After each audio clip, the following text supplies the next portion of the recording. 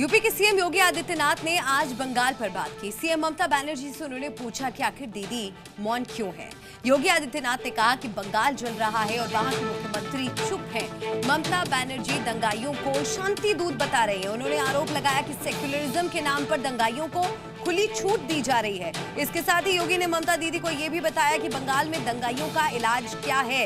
अब देखने वाली बात यह होगी कि ममता बनर्जी को योगी की सलाह कितनी रास आती है। एक रिपोर्ट दिखाते हैं आप। वक्फ कानून के विरोध के नाम पर बंगाल में हिंसा की ऐसी आग भड़की कि ये बेकाबू होने लगी। लोगों को अपना घर बार छोड़ने को मजबूर होना पड़ा और इसी मुद्दे को यूपी के सीएम योगी आदित्यनाथ ने उठा लिया। योगी आदित्यनाथ ने सार्वजनिक मंच से कहा है कि लातों के भूत बातों से नहीं मानते। आप देख रहे होंगे बंगाल जल रहा है, वहां की मुख्यमंत्री चुप है, दंगाइयों को शांति दूत कहती है। अरे लातों के भूत बातों से कहां मानने वाले हैं। योगी आदित्यनाथ यही नहीं रुके। उन्होंने आरोप लगाया कि मुर्शिदाबाद जल रहा है, लेकिन ममता बनर्जी मौन है। सेकुलरिज्म के नाम पर इन लोगों ने दंगाइयों को दंगा करने की पूरी छूट दे रखी है।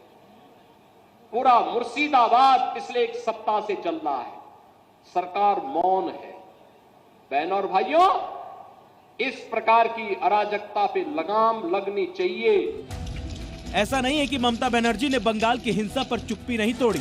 उन्होंने दावा किया है कि अगर कोई पीड़ित है तो वो उसके साथ है।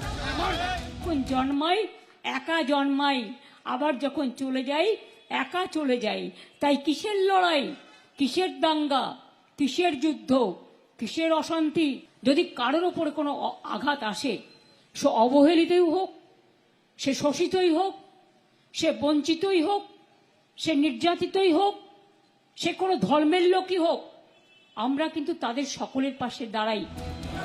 एक तरफ बंगाल जल रहा है तो दूसरी तरफ बयानों के तीर छोड़े जा रहे हैं। बंगाल बीजेपी के नेताओं का दावा है कि ममता सरकार दंगा चाहती है। हिंदू को घर में बंद करने की जो साजिश रची थी वो सफल नहीं हुई।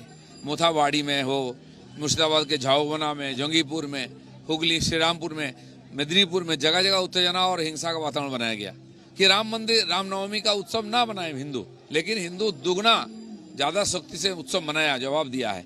इसलिए जहां जहां हिंदू कम संख्यक है वहां जानबूझ करके उत्तेजना फैला करके लोगों को डराना धमकाना और वहां से निकालना, उसको बांग्लादेश बनाने का जो साजिश चल रही है, ममता सरकार उसको मदद कर रही है। सवाल ये है कि बंगाल कहां जा रहा है, कहां इसे जाना चाहिए।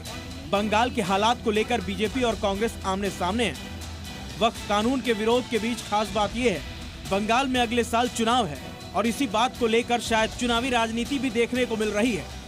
देखने वाली बात यह होगी कि अब जनादेश किसके हाथ जाता है।